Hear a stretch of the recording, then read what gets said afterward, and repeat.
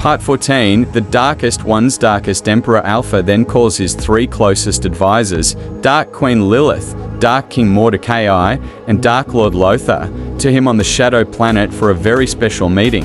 My dear advisors, the Darkest Emperor Alpha says, his voice echoing through the vast chamber of the Shadow Throne, we find ourselves at a pivotal moment in the history of our great empire. The time has come for us to expand our reach and claim what is rightfully ours. The mortal realms are in turmoil, and it is our duty to bring order to the chaos. The three then speak in unison, but how? Darkest Emperor Alpha then continues, each of you must reach your full potential by ending some unfinished business within your pasts. Each of you, what is the most major unfinished business from within your past? Darkest Emperor Alpha then demands to know.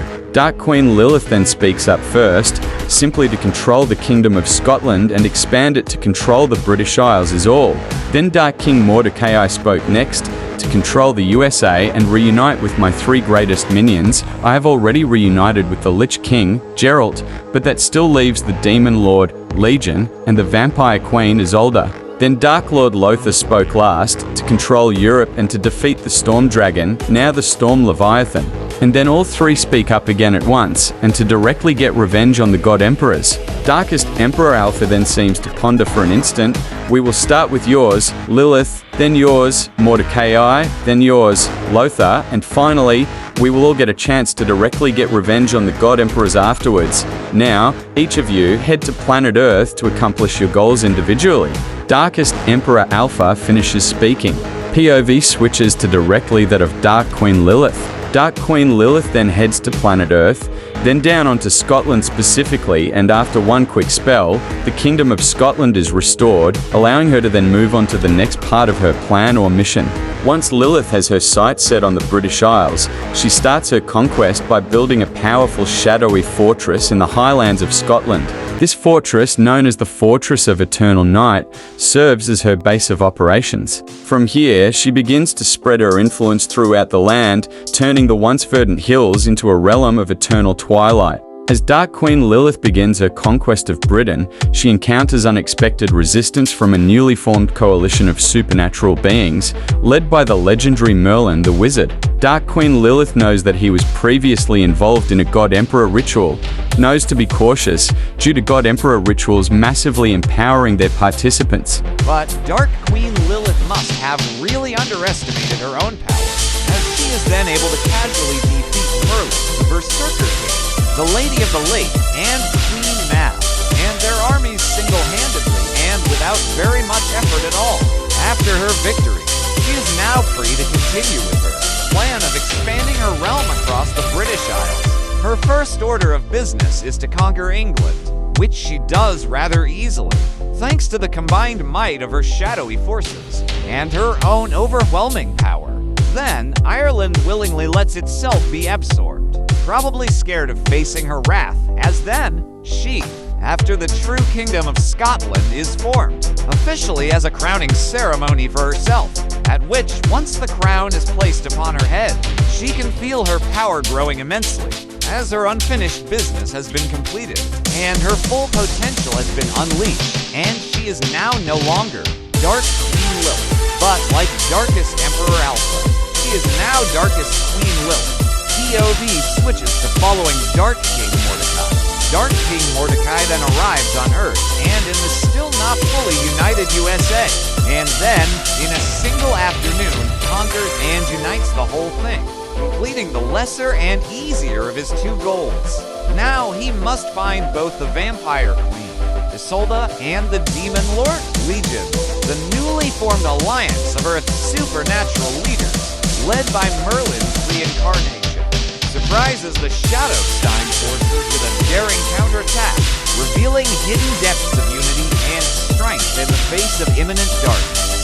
Dark King Mordecai then shoots one charged attack at them, and then there is nothing left of the alliance, and Dark King Mordecai can get back to actually important things, like finding the Demon Lord, Legion, and the Vampire Queen, Isolde. A prophecy emerges, foretelling a final battle between the Darkest Emperor Alpha and a mysterious savior of light, throwing the fate of the cosmos into uncertainty But a simple look at the future reveals this to only be prophesizing the near future one-sided beatdown between Darkest Emperor Alpha and God Emperor Marcus Aurelius, who, while he will be stronger than he had ever been previously, Darkest Emperor Alpha could still completely destroy him with a single blow if he so chose to. Meanwhile, Shadow King Mordecai continues his search. Dark King Mordecai, now in control of the USA, begins his search for the Demon Lord,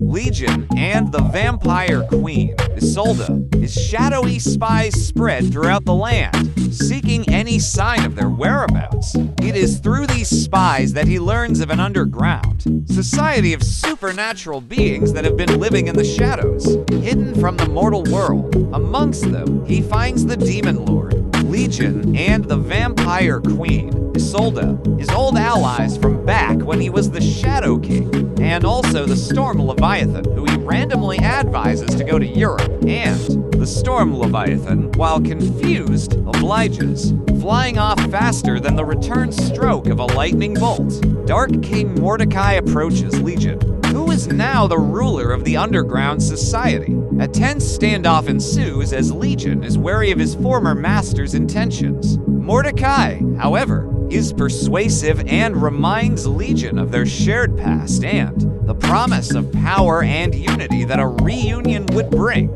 After much deliberation, Legion agrees to join forces once again, seeing the potential to expand their influence over the mortal realm. Then, Dark King Mordecai approaches Isolde, but then a fight breaks out between them as Isolde, always the fastest, quickly attempts to strike him. But, well, he is shocked at how he is seeing her, moving pretty much in slow motion from his perspective, if at all. Mordecai, having anticipated this, had already cast a spell that paralyzed her, leaving her no option but to listen to his proposal. He promises her dominion over the night, and in exchange, he expects her full cooperation and loyalty. Eventually, Isolde gives in, and then Mordecai can feel his power massively growing, as he has completed his unfinished business, and thus, his potential has been unleashed. No, he is no longer Dark King Mordecai. He is, like Darkest Emperor Alpha, now Darkest King Mordecai. The POV then changes to following Dark Lord Lothar. Dark Lord Lothar arrives on Earth, and specifically in Europe, and quickly conquers all of Europe aside from the British Isles, that his ally already controls, and decides to wait for the Storm Leviathan to come to him, and then gets bored waiting and decides to do something else he's always wanted to do, and to pass the time, he conquers the entire continent of Africa, and then by the time he arrives back in Europe, the Storm Leviathan arrives in Europe as well. The Storm Leviathan, feeling a sudden surge of power from the advice of Darkest King Mordecai, lands with a tremor that could be felt from England to Spain, and Lothar can feel his presence immediately. Dark Lord Lothar then immediately arrives at the scene and declares, "Storm Dragon, or should I call you as you identify now and truly are, Storm Leviathan, I am Dark Lord Lothar, formerly the Dark Lord, formerly the last champion, formerly even before that Emperor Marcus of Sanctity, and I have come for a rematch. Now, foul yet intelligent beast, respond to me." Dark Lord Lothar declares loudly as he grips his sword, prepared by and infused with darkness, and still coursing with the electrical magic from the charged attack from the Storm Dragon itself that originally shattered it. Tightly in his hand, the Storm Leviathan, once in a weakened state known as the Storm Dragon, recognizes Lothar, and as an immensely intelligent being capable of speech, decides to accept the challenge and engage in pre-battle banter, confident in its victory, as it has grown far stronger since it regained its full power, and even since it was a key part of the God Emperor ritual of God Emperor Aldrich. The Leviathan roars back, "Oh, Lothar, the once champion, now a pawn of the one who seeks to bring about the end of days. You dare to challenge me again. I shall show you the true power of the skies." Dark Lord Lothar then grips his sword even more tightly. I do not serve the man, merely work alongside him, and he seeks not to bring about the end of days. but rather to change existence itself fundamentally for purely the better, and I have gotten far stronger myself. So don't be so cocky, creature, but enough talk. Have at thee. Dark Lord Lothar screams out those last 3 words. The storm Leviathan's eyes narrow, sensing the power surging through Lothar. It spreads its mighty wings and charges at the Dark Lord with lightning crackling around its form. Lothar, with surprising agility for his size, sidesteps the creature's advance and slices through one of the wings with his shadow-infused blade, causing the creature to roar in pain and fury. The storm Leviathan then begins to control the storms themselves, and to shoot lightning and even breathe lightning and entire storms at Dark Lord Lothar, however, remains unfazed. He focuses on dodging the creature's attacks and slowly whittling away at its remaining wings. With each strike of his sword, the shadow energy infused into it seems to eat away at the Storm Leviathan's resilience. The Storm Leviathan then decides to resort to the old reliable tactic of the charged attack.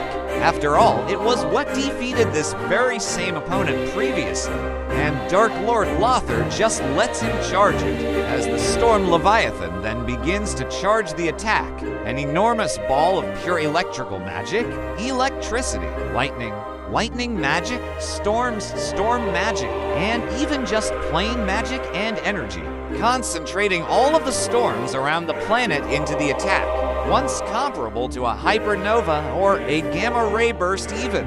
And Dark Lord Lothar still just stands there, waiting and prepared for the attack to be fully charged and unleashed. As the Storm Leviathan charges up its most powerful attack, the very air around it crackles with electricity, and the ground beneath its colossal form quakes with anticipation. The creature's eyes glow with a malevolent light, and its roar echoes through the skies, shaking the very foundations of the world. The Dark Council, watching from afar, exchanges worried glances, knowing that if this attack connects, could mean the end of Lothar, and a significant setback for the Shadow Empire. The attack is fully charged, and then unleashed, and the enormous ball of pure electrical magic, electricity, lightning magic, storms, storm magic, and even just plain magic and energy is launched at him. And then, much like he did over 281 years prior, he began to clash with the blast with his sword. Last time this happened, his sword was shattered and he was killed, but this time, he is able to begin to push back against the blast with his sword. He then begins to charge a similar blast from his sword using the dark energy and magic within it, and the electrical magic and energy left within it from when it was shattered by this very attack the last time, and begins to charge up an attack just like the one he is clashing with right now within his sword. The Storm Leviathan is shocked. But how? Last time your sword was shattered by this very attack, and how are you seemingly charging it up yourself within your blade? Dark Lord Lothar then unleashes his charged attack into the Storm Leviathans, not only enhancing the power to the point that it could destroy an entire galaxy, and not only reversing the direction of it, but greatly increasing the speed as well, to now easily thousands of times the speed of light, and sending it right back at the Storm Leviathan. The creature roars in fury and shock as it tries to dodge or counter the attack, but the speed and power are too great. The blast hits the Leviathan with a deafening boom, sending it hurtling through the skies of the conquered lands. The impact causes a series of explosions that light up the night, and the earth shakes violently beneath the tremors. The Storm Leviathan is alive and not quite defeated. Then, in the blink of an eye, Dark Lord Lothar appears in front of it in a flash and drives his sword into its chest, gaining energy from it, leaving the Storm Leviathan now defeated, but still alive. The land is scarred and the air filled with dust as the debris settles. The once mighty creature lies on the ground, its form weakened and defeated. Lothar, standing tall and unyielding, pulls his sword from the creature's chest and declares victory. His eyes glow with the power of the Leviathan, and his form seems to expand with newfound might. He has now ascended from being Dark Lord Lothar to now being Darkest Lord Lothar, and then he makes another unexpected move. He unleashes a wave of darkness upon the Storm Leviathan, which heals and recovers and restores the beast while imbuing it with the power of darkness and shadows, exactly like the Shadow King did to him after his defeat against the Storm Dragon.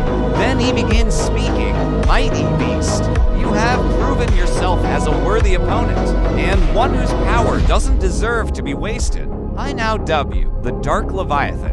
Darkest Lord Lothar says. The Storm Leviathan, now reborn as the Dark Leviathan, roars in approval and bows before Darkest Lord Lothar as its form is transformed further, becoming even larger and more powerful. Its wings now tipped with razor-sharp talons of darkness. Its body covered in midnight scales that shimmer with malevolent energy.